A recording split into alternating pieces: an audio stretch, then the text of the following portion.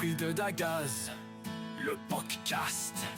L'esprit de Dagaz, retrouve tes racines. Les pensées sont libres sans ton âme qui vibre. Ni dogme ni maître, juste l'éclat de ton être. Dans le partage d'âme, chacun forge sa flamme. L'esprit de Dagaz, le podcast. Salut à toutes et à tous et bienvenue pour ce 19e épisode de l'Esprit de Dagaz. On se retrouve aujourd'hui pour la deuxième partie de notre exploration passionnante autour de la magie. Francesca et Rainy sont de retour pour conclure cette discussion captivante. Au programme, spiritualité, magie et surtout l'importance cruciale de rester aligné avec soi-même. Accrochez-vous car on va plonger dans l'évolution des pratiques spirituelles, l'impact puissant de l'intention et l'authenticité indispensable dans un monde parfois trop influencé par les modes. Découvrez aussi comment Francesca ancre ses valeurs dans son quotidien professionnel et comment elle nous encourage tous à dénicher notre propre chemin magique. C'est parti!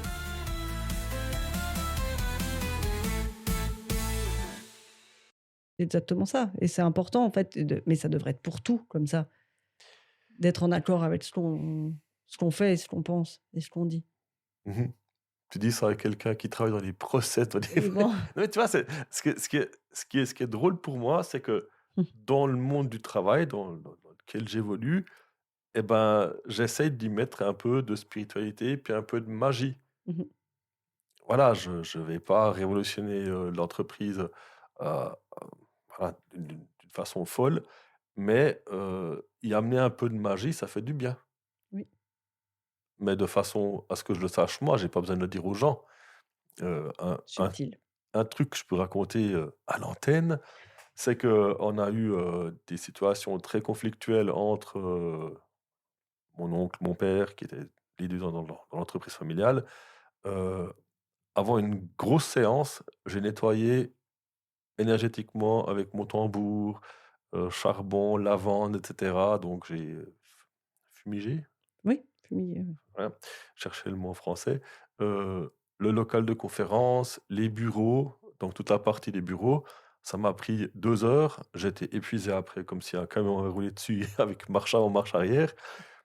Mais depuis que j'ai fait ça, on ne s'est plus jamais engueulé. Donc même les grosses discussions très tendues se sont faites de façon respectueuse. Donc je me suis rendu compte que les 15 années d'engueulade et de souffrance, ils avaient marqué les murs, quoi. Et là, ça m'a pris 2 heures et bon, je vais le refaire maintenant, je le refais tous les 2 ans comme ça parce que une fois par année, ça fait un peu beaucoup. Mais j'ai remarqué que notre rapport entre personnes dans ces salles-là est devenu courtois. Mhm. Et avant, c'était un champ de bataille en quelque sorte. Oui, mais parce que Alors, tu parles de murs, il y a les murs, mais il y a aussi juste dans l'atmosphère. La maison, c'est la même chose. Après, après une dispute ou tout ça, il faudrait toujours donner un coup de purification, même si on s'est réconcilié. Il y a des espèces de particules qui restent et qui traînent et puis qui alourdissent l'espace. Et plus l'espace est alourdi et plus on est en proie à avoir de la colère, de l'agressivité et puis surtout que ces particules gardent l'énergie et l'intention, si tu veux. La mémoire, quoi. La mémoire, voilà, exactement. La mémoire. Et dès qu'on se met un peu en colère, ça va réactiver. Ça va nous faire repenser à ça et ça repart dans les mêmes théories, les mêmes... C'est ça qui est important avec le... Mais voilà, ça c'est pareil. C'est des plantes. Tu parles de la lavande. La lavande, c'est une plante absolument géniale. C'est un espèce de couteau suisse qui est... Je l'adore. Oui. C'est mon préféré. Mais oui, parce qu'elle est excellente dans plusieurs choses, vraiment pour beaucoup de choses. Mais après, voilà, le romarin va bien aussi pour nettoyer. Le genévrier est parfait aussi. La sauge blanche, c'est bien. C'est surfait. Alors, la sauge blanche, pour la petite histoire, les petits soucis que j'ai eu à la boutique avec ça, c'est que tout le monde voulait de la sauge blanche. Et moi, je ne me voyais pas. Bien sûr, je pouvais en commander chez mes fournisseurs, mais je ne savais pas d'où elle venait. Elle arrivait dans ces sachets en plastique. Et je disais aux gens, mais utilisez de la sauge normale. Ah non, c'est de la sauge blanche qu'il faut. C'est écrit comme ça. Voilà. Francesca, il faut un peu écouter ce qu'il dit dans les livres, quoi. Oui. C'est le moment.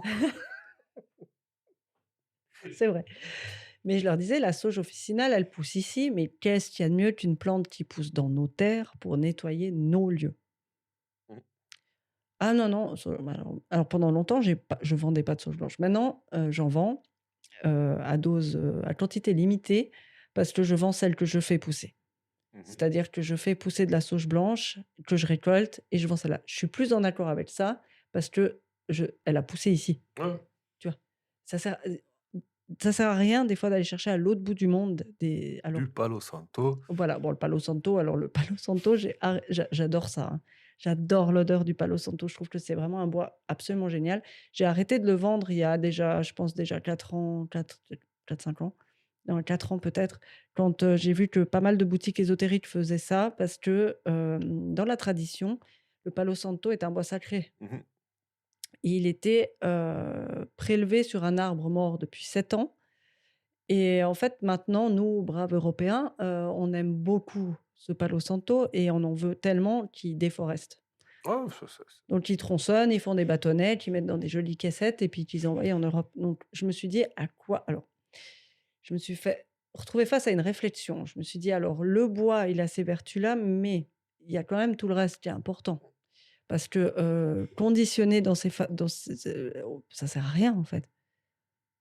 Éthiquement, déjà, alors éthiquement, j'ai beaucoup de peine avec le fait de déforester une partie, pour, juste qu'on puisse brûler, du palo santo pour nettoyer la maison, alors qu'il y a beaucoup d'autres options qui sont beaucoup moins invasives mmh. pour la nature.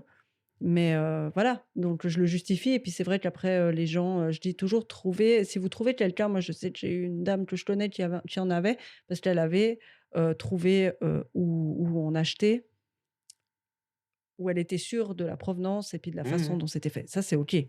Mais, si je suis pas sûre de ça, voilà, donc j'ai arrêté d'en vendre. Mais voilà, la sauge blanche, du coup, je vends celle que je fais pousser. Bon, tu vas rigoler, j'ai passé par là. Où je veux en venir, c'est que je trouve ça super ce que tu fais, parce que d'un côté, soit on prend les livres un à un, puis on veut singer la chose, donc on va pas être mieux, heu, qu'une autre religion monothéiste parce que où il y a des dogmes, c'est comme ça. Mais par contre, je trouve ça super intéressant, ben, de t'écouter ici dans le podcast, expliquer ton point de vue et justement qu'on pousse les gens à la réflexion. Mmh mh. Parce que ce que j'ai j'ai l'impression, c'est que, vu que je fais partie des marcassins, de frères, hein, les petits jeunes, dans la spiritualité, je veux dire, on est obligé de passer par là, quoi. Oui, oui. Tu dois avoir ton, enfin, entre guillemets, «ton bois de Palo Santo» parce que tu as entendu gna gna gna et finalement, la deuxième fois que tu vas en racheter, tu tomberas forcément sur une Francesca qui va te donner la petite réflexion et te dire: «Mais il y a tout autour de toi». Alors, toi, c'est comme les choses qui me font un peu rire des fois, c'est quand je vois, par exemple, des groupes paganistes au Brésil avec des symboles vikings. Puis après, je rigole parce que je me dis: «Mais ils sont au Brésil les gars, ils font quoi?» Puis au bout du compte, je me dis: «Oui, mais toi aussi, tu as cherché dans le bouddhisme». Puis après, où je vais plus loin parce que là, il faut qu'on fasse la petite boucle, c'est que je me dis, on a un arbre généalogique, donc on a la transmission cellulaire. Puis après, ben, peut-être que dans leur corps, il y a peut-être un viking qui s'est réintégré. Enfin, tu vois? Et c'est de nouveau, après, le Palo Santo, il y a peut-être aussi quelque chose là-dedans. Donc, d'un côté, il y a cette globalisation, mais quand même prise de conscience de ce qui nous entoure. Mmh. Et je trouve c'est magnifique qu'au bout du compte, on fait des choses, on est singeant, mais après, en étant plus profond et plus conscient, parce que après on lit plus le bouquin, il faut lire Palo Santo, mais on lit toutes les plantes qui ont les mêmes vertus autour de chez nous. Je trouve c'est beau parce que on avance Oui. dans notre cheminement et je trouve ça c'est magnifique et j'encourage tout le monde à arrêter de faire la morale, mais de dire les choses de ton expérience, par exemple. C'est beaucoup mieux d'apprendre l'expérience de quelqu'un que d'entendre: «Non, mais c'est pas bien parce que vous êtes en train de déforester». Oui, oui, oui, on sait, Ouais, oui, mais ouais, après chacun voilà. fait ce qu'il veut, hein. Mais après, en ayant entendu ça, bah, d'une façon un peu plus gentille, on se dit: «Oui, c'est vrai qu'elle a pas tort, quoi» et puis après on s'intéresse et puis peut-être après on va marcher pour trouver soi-même les plantes. Tu vois? C'est pas genre clic clic j'achète. Ou on va chez Francesca qui vend de la sauge qu'elle plante chez elle. Après, les gens qui viennent chez moi et puis qui cherchent du Palo Santo, je leur explique pourquoi je n'en vends pas, Mmh. mais je leur donne toujours le numéro d'un ami qui est ici à Martigny qui en vend. Mmh. Je dis: «Si vous voulez vraiment du Palo Santo, vous en trouverez chez lui». C'est pas pour dire: «Non, il faut pas que vous achetiez du Palo Santo». Moi, j'ai décidé de prendre position Mmh. par rapport à ça, on prend ça comme exemple, en disant que j'étais pas d'accord et j'étais pas, OK avec ça. Donc je voulais pas, je peux pas vendre quelque chose auquel, Tu crois pas? oui, voilà. Mmh. Donc j'ai décidé d'arrêter de le vendre. Mais après, si quelqu'un veut vraiment du Palo Santo parce qu'il en a rien à foutre que ça déforeste ou de Bon, tu me comment vends c'est pas un fait, Santo ou bien? ouais, qu'il en a rien à faire, et ben je lui donne une adresse où aller chercher, il y a Oui, pas de oui. problème. Mais je veux pas, imposer le truc, c'est juste que moi, j'ai pris position, mais après, voilà, j'ai plein d'adresses à donner pour les personnes qui veulent aller chercher du Palo Santo. Pour qu'ils aient leur bonheur. Oui. Voilà, magnifique écart de Oui, notre bon, feuille de route, mais c'est fait c'est pas pour grave. ça. Parlons un peu de toi, Francesca. Tu as pas beaucoup raconté de toi aujourd'hui. Non, évolution, parce que tu vois, avant j'ai parlé, qu'est-ce qui motive quelqu'un? Et puis, Oui. aussi le truc, qu'est-ce qui a changé dans ta pratique ou depuis adolescence? Mmh. Oui, bah, alors, bah, dans le podcast où je parlais de ma présentation, je disais que quand j'étais ado et ben j'ai fait un peu comme tous les ados en faisant quand je me suis intéressée à la magie, à faire des trucs, c'est exactement comme le Palo Santo. Mmh. Tu t'in tu t'intéresses à quelque chose, tu vois les basiques et puis tu te lances là-dedans, et surtout quand tu es ado où tu réfléchis pas. Et après, c'est vrai que comme j'avais dit pendant ma vingtaine, j'ai fait autre chose. Et à 30 ans, quand je me suis reconnectée à tout ça, ben, j'avais 30 ans aussi, donc j'ai pas Mmh. réfléchi de la même chose que quand j'avais 15 ans. Et ce que j'ai fait en premier, c'est, on parlait de la roue de l'année, pas là, je crois, on parlait dans les autres podcasts, mais Mmh. on parlait de la roue de l'année et des célébrations et tout. J'ai décidé de faire une année, entière, à chaque fête, en m'intéressant à chaque fête quand elle arrivait. En immersion totale. Oui, complète. C'est-à-dire qu'à chaque fête, je m'informais, je regardais la symbolique, d'où ça venait, quoi, comment la célébrer, et de faire des actions, concrètes en lien avec ça pour vraiment la comprendre, la ressentir, et Donc le puis contraire de ce qu'ils ont dit avant que tu n'arrivais pas à le vérifier, quoi. OK, c'est ça. voilà. Parce que je voulais, voilà, et au bon moment, donc à la période de fête, hein, et puis, bah, ça m'a permis aussi ça m'a permis de recalibrer le truc. Alors déjà, ça m'a donné beaucoup de réponses que j'avais par rapport à, comme je disais dans mes podcasts là, comment dire? Que quand j'étais enfant, bah, j'étais dans une famille catho et tout ça, que j'allais à l'église, j'étais même servante de messe, mais que toujours quelque chose me manquait, que je trouvais qu'il y a voilà, et j'ai trouvé, bah, l'année là, j'ai trouvé les réponses qui me manquaient, et c'était vraiment ce côté de pouvoir être un peu plus maître de moi-même et pas seulement dépendante d'une entité supérieure qui te flagelle, tout le temps, en disant voilà, j'avais l'impression que, alors de nouveau, je ne veux pas critiquer, hein, chacun, voilà, mais pour ma part, j'avais l'impression à l'époque dans la religion catholique que, quoi que je fasse, en fait, de toute façon, je devrais aller me confesser parce que je ferais jamais rien de juste. Voilà, c'était ça l'impression que j'avais, et ça me perturbait beaucoup parce que je me disais: «Mais, j'ai pas l'impression d'être une mauvaise», j'avais l'impression, enfin, je me suis dit: «Je suis pas une mauvaise personne. Je peux quand même faire des choses bien», mais à chaque fois on disait: «Ah non, non, il faut aller te confesser parce que si, ça, machin», et du coup, avec cette année-là, j'ai pris conscience aussi de ma capacité à moi de pouvoir réaliser des choses, de pouvoir me sentir pleinement aussi moi et pas seulement dépendante de quelque chose d'autre. Donc tu es devenue actrice de ta propre vie au lieu d'être spectatrice. Exactement. Et c'est vraiment cette année-là, en faisant en célébrant chacune de ces fêtes et puis en comprenant aussi, ben, voilà, les périodes d'automne, je prends toujours ça comme exemple parce que c'est toujours la même chose. Moi, l'automne, j'entends plein de gens qui me disent: «Ah, j'aime pas l'automne, c'était mieux l'été, il fait froid, il y a du vent, je commence à être malade, machin». Mais c'est parce que l'automne, c'est fait pour ça, c'est fait pour se réoccuper de l'intérieur, c'est fait pour s'occuper de notre intérieur. C'est fait pour faire du nettoyage, pour faire le point, pour faire un check sur son année, pour enfin voilà, pour faire du nettoyage, voilà. Donc forcément, il pourra réussir à faire ça, il faut que des choses se passent, il faut qu'on puisse prendre conscience des choses. Et c'est pour ça que, mais voilà, en passant par Mabon et Samhain, j'ai compris en fait cette énergie-là. Et du coup, maintenant, l'automne, je l'adore parce que je sais que quand on arrive à cette période, il y a toute cette énergie qui va me permettre aussi de pouvoir, moi, avancer. Ouais, mais les gens n'aiment pas être entre 2. Parce que le printemps, Mm. la météo bouge. Oui. En automne aussi. Oui, non, mais si tu écoutes, de toute façon, les gens, le printemps, tu sais pas comment t'habiller parce que tu te découvres un peu puis tu tombes malade. L'été, il fait tellement chaud, c'est insupportable. L'automne, tu sais plus quoi mettre parce que le matin, il fait froid, l'après-midi, il fait 15 degrés puis il fait chaud. Et l'hiver, c'est nul, il fait froid parce que tout est gelé. Donc, au final, voilà, il faut apprécier. Il faut apprécier Mais c'est vrai. Alors, moi aussi, des fois, je râle, mais je veux dire, c'est. Là, tu as mis des claques à tout le monde. Tac, Mais, tac, tac. mais parce que c'est ça. Et en fait, il faut s'avouer, moi, c'est l'été que j'aime pas.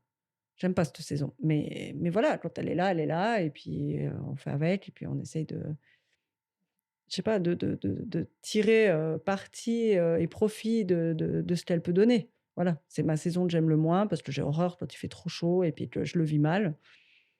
Mais voilà, ça me permet moi de ralentir parce que quand il fait chaud, je suis inapte à rien du tout, à Il tout. y en a d'autres qui sont en train de: «Oh Oui, purée». oui, voilà, c'est ça, c'est vraiment, enfin Mais il en faut pour tout le monde, quoi, mais c'est tout à fait. ça qui est beau. Mais c'est vraiment cette roue et en fait, au niveau de l'évolution personnelle dans les croyances, je trouve que c'est important aussi de se dire que rien n'est figé.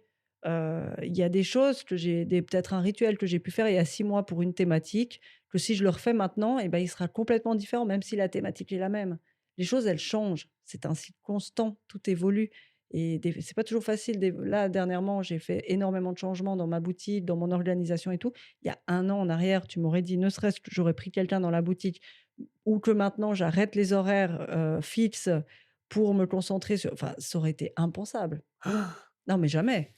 Ça fait 9 ans que j'ai la boutique, je m'y accroche comme, voilà, c'est tout ce que Ouais, j'ai on mis n'aime pas le changement. voilà. On est tous pareils, hein. Mais après quand c'est le moment, bah, ça se fait tout seul. Après il faut savoir, Mmh. le Il faut pousser la boule pour qu'elle roule. oui, c'est ça. Mais c'est pas toujours facile. Mais après quand c'est le bon moment, on le sent aussi. Mmh. Ça Puis c'est après, le fait de s'accrocher, bah, ça fait mal. oui, oui, oui. Ben, oui. C'est, comme quand on parlait du burn-out, quand je te parlais de quand je l'ai fait, ben, je sais pas, je me voyais pas retourner bosser. Si j'étais retournée, je serais quoi? Restée sous antidépresseurs et puis, si quelque chose comme ça arrive, c'est qu'il y a quelque chose qui est pas aligné. Ben, après voilà, c'est un autre débat et puis c'est comme on avait dit à l'époque dans l'autre podcast, c'est pas parce que tu as conscience de ça que c'est forcément facile à le faire, ça on est bien d'accord, Non, mais la prise de conscience oui, est le départ. oui. Mais pour dire que voilà, les choses, elles évoluent et puis que dans nos croyances aussi. Moi, quand je vois comment je réfléchissais quand j'étais adolescente par rapport à ça et puis comment c'est devenu maintenant, ça n'a plus rien à voir. Et même il y a 8 ans en arrière et maintenant. C'est, c'est intéressant et puis, dans mes cours avec les élèves, c'est ça aussi. Souvent avec l'école de magie, les élèves qui arrivent, c'est des personnes qui débutent, qui veulent apprendre la magie et elles arrivent avec d'une certaine façon et souvent, même à la fin de la première année, les personnes, elles sont différentes. J'ai plein d'élèves en fait qui durant le cursus, qui ont eu des changements complètement radicaux dans leur vie. Parce qu'elles ont commencé à voir autrement, à prendre du temps pour faire certaines choses. À se poser des questions. Oui, et à avoir d'autres perceptions.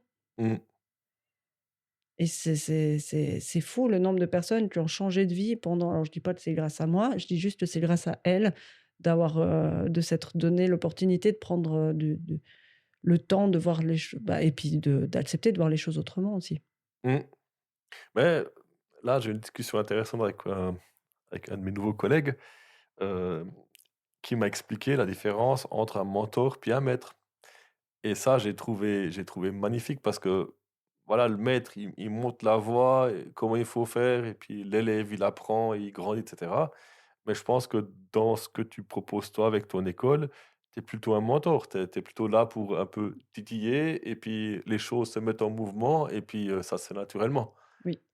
Il y a personne qui est forcé, Ah non, non. Ah non, non, absolument pas. mais toi, l'école, Ah oui, tu non as pas alors fait tes devoirs, ah non, ta non. sur les doigts. Non, alors c'est pas comme ça. Même les choses qu'on voit dans les cours et tout, il y a il y a pas mal de pratiques enfin, pas mal de pratiques, non, mais quand on voit les outils, par exemple, en magie, que ce soit la baguette et tout ça, j'incite vraiment les élèves à les faire elles-mêmes parce que ça a beaucoup plus d'impact et puis c'est beaucoup plus intéressant. Ça te permet d'aller dehors, de trouver le bois qui te parle. Ça fait travailler aussi la connexion, la sensibilité, plus après la créativité pour voir les structures, voilà. Mais je leur dirai pas: «Il faut ça pour dans 3 mois».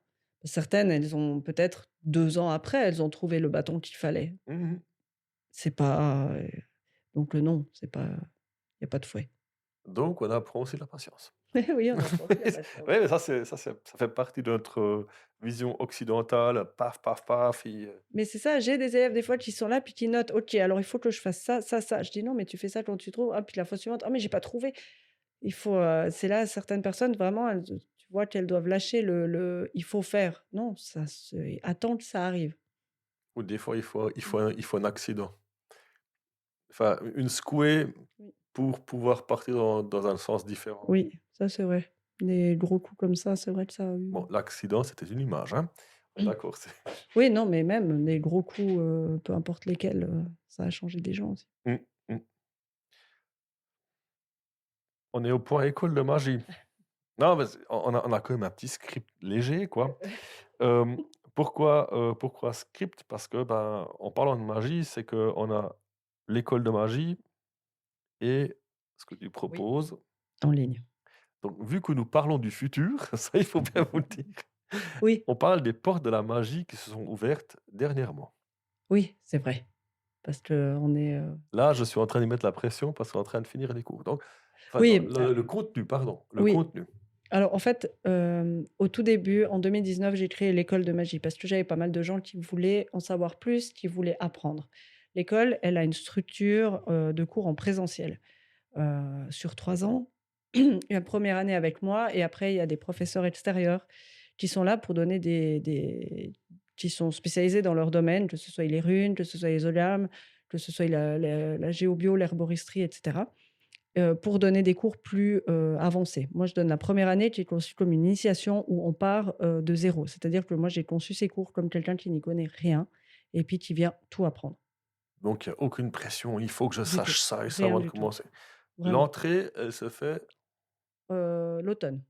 Le en premier automne, cours, il est en novembre. voilà et puis on peut S'inscrire à partir de juillet. et te harceler de questions. Oui, voilà, à partir de juillet.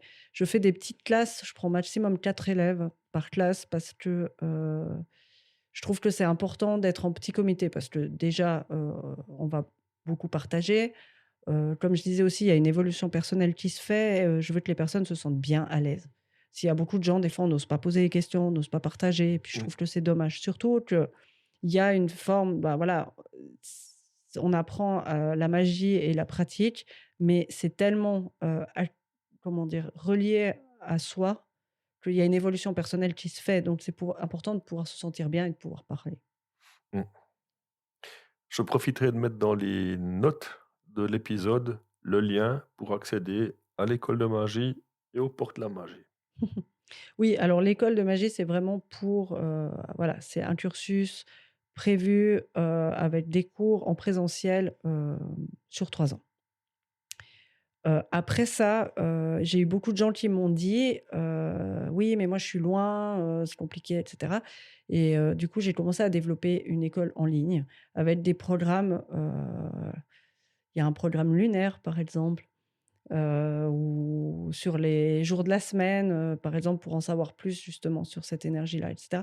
Alors j'ai fait pas mal de programmes, ça peut être sur, les familiers, donc les animaux, de la sorcière, il y a, il y a plusieurs sur le tarot aussi, de cours pour ouais, en lien avec le tarot et les voilà, tout ça c'est sur, le site, où il y a la plateforme de cours que tu mettras au en bas, j'ai Mmh. bien compris. Oui, je vais faire ça, madame. Non, mais tu l'as dit. Et puis les portes de la magie, en fait, c'est un projet que j'ai élaboré pendant que j'étais en voyage en début d'année parce que, pendant mon voyage, j'ai aussi réfléchi à comment je voulais réaxer, un peu, ma structure de ce que j'avais envie de transmettre et comment. Et je dois avouer, avant de partir en voyage, ce qui me perturbait le plus, c'était, comme on avait déjà, je crois, survolé le truc d'un peu de l'effet de mode et de voir un peu tout et n'importe quoi sortir de partout et ça devenait très difficile, je trouve, pour moi, de me positionner, au milieu de tout ça et j'avais besoin de m'éloigner pour ça et pendant que j'étais en voyage, il y a quelqu'un qui m'a dit un mot qui m'a aidé à tout restructurer ça et ça, c'était toi. Voilà, j'ai fait ça. Oui, tu as fait ça. Parce que, dans une discussion qu'on a eue, il m'a dit qu'il appréciait le côté authentique et en fait, je me suis rendu compte que j'avais l'impression justement de pas être assez par rapport à ce que je voyais tout autour de moi et en fait, je me suis rendu compte grâce à toi que non, que j'étais très bien enfin que ma ligne directrice, elle était bien et que je voulais vraiment rester dans ce côté authentique des choses et pas tomber dans comment dire? Dans ce qu'on voit partout. Mmh. Et voilà, du coup, je me suis demandé sous quelle forme et les portes de la magie, c'est un projet, en fait, c'est un programme mensuel. C'est pas un cours, c'est un programme. Dans le sens que, j'ai prévu 3 formes d'abonnement qui sont résiliables à tout moment, du plus, comment dire ça?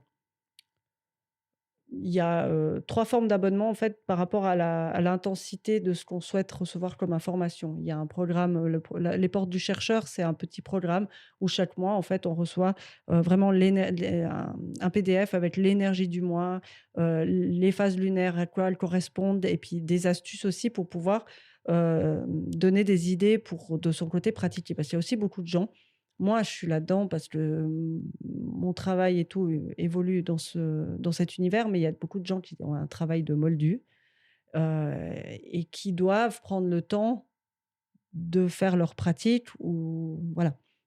Et beaucoup me disent: «Oui, mais j'oublie, en fait. J'oublie» et puis d'aller chercher les infos, de dire: «Ah mon Dieu, là, c'est le premier quartier, mais c'est en quoi? Et puis ça correspond à quoi?» Ça leur fait voilà et je voulais vraiment pouvoir créer des programmes où chaque mois et ben, il y a un contenu qui permet aussi de pouvoir, donner des pistes pour que les gens puissent vraiment pratiquer et on parle toujours de cette connexion à soi parce que c'est ça. Moi étant un peu, en dehors parce que j'ai la chance de pouvoir, évoluer dans ma pratique tout le temps. Heu, J'ose pas imaginer comme ça doit pas être facile d'avoir un travail de moldu et de trouver du temps pour faire ça. C'est voilà. J'essaye de faciliter un peu la vie des Mmh. gens, comme je peux. Donc voilà, la porte du chercheur, c'est la plus petite, pas la plus petite, mais la plus, basique, on dira. C'est la porte d'entrée. C'est la porte d'entrée, voilà. Avec, vraiment les infos, les plus, importantes pour le mois par rapport à l'énergie du mois, la lune et cetera avec un petit tirage et après il y a une porte, la deuxième porte, du prospecteur est heu, il y a le contenu de la première porte plus des informations en plus. Donc, tu as dit un mot, je pense qu'il aurait fait tilter plus d'un qui écoute le podcast. Il y a un tirage. Donc c'est toi qui fais le tirage? Ah non, je Ou c'est propose un tirage. Je propose un tirage en lien avec, le à pratiquer chez soi. donc les gens Oui, pratiquent le tirage? oui, OK. avec tarot ou oracle ou rune ou peu importe. Pour les personnes qui sont là: «Oh mais moi je sais pas comment faire», je le fais et ça marche très bien. Sans forcément avoir suivi une formation, il faut le faire avec, les choses avec lesquelles on est, en accord, Oui. qui fonctionnent bien. Moi, je le fais avec les runes, nickel. Mmh. Bah, oui, ça va très bien avec les runes. Il faut que bah, comme tu dis, quelque chose avec lequel on est en accord, c'est le plus important. Moi, je suis tarologue, donc forcément, je vais utiliser le tarot, mais le tarot est pas, à portée de tout le monde, s'il y a pas de connaissances, c'est pas forcément évident à comprendre le tarot. Donc l'oracle va très bien, les runes, enfin, peu importe vraiment. Mmh. C'est pas non plus, mais c'est pour aussi prendre donner des parce que le problème aussi avec les tirages, que beaucoup de gens me disent: «Oui, bon, bah, voilà, je me tire ma carte du jour ou je fais mon tirage pour la semaine» ou des choses comme ça, mais ils sont vite un peu, comment dire? Bloqués Mmh. dans le nombre de tirages, enfin dans la diversité, voilà, dans la diversité de tirages et c'est pour ça que dans les programmes et tout, j'aime bien proposer des tirages parce que de créer des tirages pour les gens, parce que ça leur donne l'opportunité aussi de pratiquer différemment Mmh. que juste la carte du jour ou enfin juste, c'est déjà bien, mais je veux dire, ou les tirages qu'on connaît, basiques, les croix celtiques ou des choses comme ça, et de proposer d'autres tirages, en fait, pour aussi donner l'idée de se tirer des Mmh. cartes pour d'autres situations de vie, Mmh. tu vois? Ouais, enfin, pour pas qu'on dévie, mais ce que je trouve intéressant, heu, c'est que quand quelqu'un vous fait un tirage, Mmh. comme toi par exemple qui Mmh. me fait un tirage, toi tu interprètes les cartes avec tes mots et ça résonne chez moi. Oui. Mais quand on fait un tirage Ouais. soi-même, Mmh. heu, je trouve ça intéressant de poser les cartes, de les noter et puis d'ensuite, il faut pas la réponse tout de suite quoi, parce que il faut peut-être attendre 1, 2, 3 jours, une semaine et puis reprendre et puis de voir de quelle manière ça évolue et ça c'est une approche qu'on n'a pas si on n'a pas, suivi un cours ou un programme comme les Portes de la Magie quoi. Donc je découvre ça à travers, parce que je fais aussi quelques cours avec Francesca et je trouve ça super intéressant puis, c'est un outil de travail après quoi qui est C'est ça, en fait, avec les portes, c'est pour ça que je dis pas que c'est un cours, c'est vraiment un programme d'accompagnement où moi je donne, ben, des idées, des bases, des explications. Bien sûr, il y a une forme d'apprentissage, mais pour aussi donner des pistes et puis, faciliter, donner l'opportunité aux gens de et leur donner l'envie aussi. donc du coup, si maintenant on va interpréter la magie, c'est que pour que ça fonctionne, il faut que les 2 côtés donnent quelque chose. Donc toi, tu donnes, le support et la personne, il faut qu'elle mette Oui, son énergie pour que ça matche oui, voilà. et c'est pas genre, tu vas en cours, tu as fait tes 45 minutes, voilà, c'est fait, c'est Non. acquis. Non, il faut avoir envie et puis, bah, l'intention, Mmh c'est toujours la même chose. et ça permet une intégration dans le quotidien, au Voilà, fur et à c'est mesure, quoi. exactement. Selon la porte choisie, en fait, c'est de 3 portes à 3 tarifs différents par rapport à la quantité du contenu, voilà. Et après, ben, chaque mois, ben, pas alors je dis pas que le premier il y a tout qui est là, bam. Il y a le programme, enfin le PDF du mois qui est mis, mais après il y a des choses qui se rajoutent au mois durant le mois, Mmh. selon ce qui se passe aussi, c'est pour ça que je peux pas dire exactement tout ce qu'il y aura dans tous les mois parce que ça dépend des mois, ça dépend des saisons, ça dépend ce qui se passe, à l'extérieur, de l'énergie du moment et cetera, mais voilà, de donner des idées, que ce soit dans les tirages, que ce soit dans la créativité, que ce soit dans les rituels ou dans les recettes ou dans les don ou bien même, je vais quand même parler de certaines facettes, les Mmh. facettes de la magie. Il y aura aussi un échange avec toi? Ou Alors c'est il y pas encore aura, heu, défini? oui, parce que là, quand on enregistre, c'est en cours d'installation. Oui, bah, je profite de poser des questions que Oui, tout le monde a peut-être, oui. Alors pour le moment, bah, c'est sur ma plateforme Podia. J'ai pas encore réfléchi à ça. OK, on en reviendra ça dans Voilà. le prochain épisode et la troisième porte? La porte de l'enchanteur, c'est une porte qui est un peu plus, bah, il y a le contenu de la première porte, la deuxième porte, plus encore des choses en plus. Voilà, ça c'est pour les personnes qui vraiment ont envie d'avoir un contenu ou plus, ouais, conséquent, plus, fourni, voilà. Mmh. Bien, bien. Donc, si on récapitule tout ça, ben, les personnes, qui peuvent faire le présentiel, mois de juillet, vous savez ce qu'il reste à faire. Et puis, bon, le fait d'avoir, de suivre quelques cours avec toi, ben, il y a la plateforme Discord Mmh. qui est, ben, intéressant pour interagir avec, les personnes qui ont déjà suivi le cours, que je trouve très intéressant. J'ai déjà pu faire 1 ou 2 connaissances, sympathiques et puis, 2-3 échanges, vraiment intéressants. Et puis, ben, après, il y a les portes de la magie qui auront ouvert début mai. Oui, c'est ça. Mais je pense que je vais rester sur le format du Discord. Le Discord, c'est pas mal. Mmh. Il y a pas mal de il faut juste que mes qualités en technologie se développent un peu parce que je sais que je peux faire des ateliers et tout en ligne et des choses comme ça. Il faut que je prenne le temps de creuser là-dedans parce que ce serait bien de pouvoir faire ça aussi. Mmh. Mais On le regardera Discord, ça. oui, on regardera ça. Oui, oui, moi j'aime bien Discord. Oui, toi, c'est vrai. C'est une jolie plateforme, quoi. Oui, c'est vrai que c'est une jolie plateforme. Est-ce que tu as quelque chose de magique encore à rajouter? Oh, là, comme ça, Mmh. en Ou tu veux terminer avec une formule magique? ah, il est sympa lui. Ah beh, je t'ai pas embêté pendant 1 heure maintenant. Ah, qu'est-ce que je pourrais vous dire? Un petit rituel magique. du quotidien que tu aimes bien. Un petit rituel magique du quotidien que j'aime bien, En rapport avec l'eau. en rapport avec l'eau. Le café, ça va? Et ça, vas-y, Le vas-y. matin, quand je fais ma boisson, enfin, moi, je me bois un café quand je me lève. C'est le seul café que je bois, du reste. En fait, en magie, il faut savoir que il y a le sens horaire ou anti-horaire qui a de l'importance. Sens horaire, c'est pour attirer les choses à soi. Sens anti-horaire, c'est pour les éloigner de soi. Et j'aime bien utiliser ça quand je touille mon café ou quand je touille mon thé, Mhm. selon le moment, ce que j'ai besoin. Mais souvent, le matin, vu que c'est le début de la journée, je touille dans le sens horaire en demandant de m'apporter des bonnes choses pour la journée et de belles énergies. Donc pour les personnes qui travaillent dans les open space, vous savez ce qu'il vous reste à faire suivant qui c'est qui s'approche de vous. Hein, c'est juste, non? Oui, oui. Oh là là, ouais. Ben voilà, j'espère que vous avez bien pris note. En tout cas, Francesca, merci pour cet Avec plaisir. épisode. Et merci à vous, chers auditeurs, d'être arrivés jusqu'ici.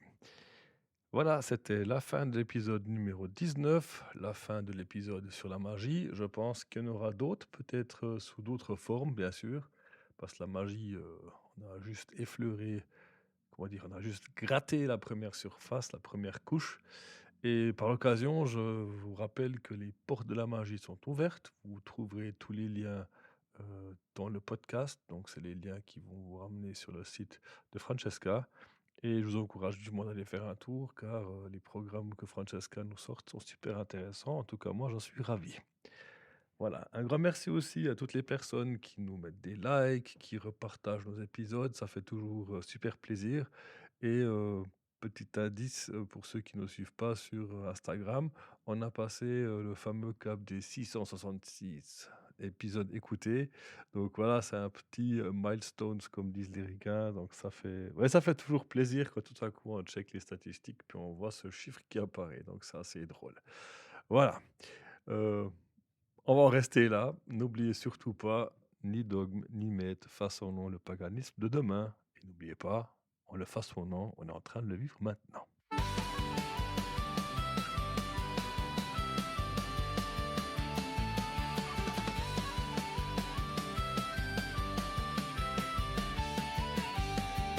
Dans les forêts profondes, là où l'air vibre, de l'esprit de Dagas, jadis l'âme libre. Odin guide l'œil, frayé, merveille par sa voix. Liberté sacrée, sans maître, sans poids. C'est l'esprit de Dagas, feu dans le cœur. Liberté sans borne, sans fin, sans peur. Au-delà des dieux, des lois et des chaînes, l'âme s'élève et danse au-dessus de la plaine.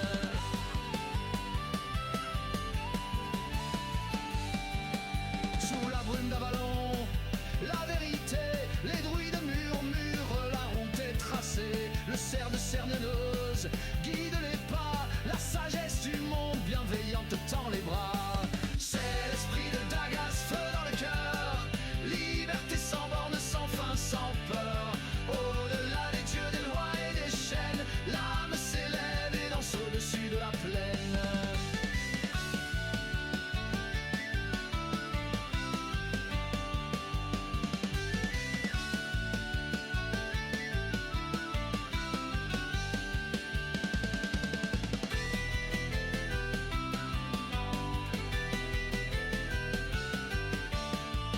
Dans la roue du temps, l'homme se forge. Sous le ciel d'Asgard, il se déploie et s'engorge. Le cercle est parfait, la nuit est son guide. L'âme libre sans frein, sur le vent sans fil.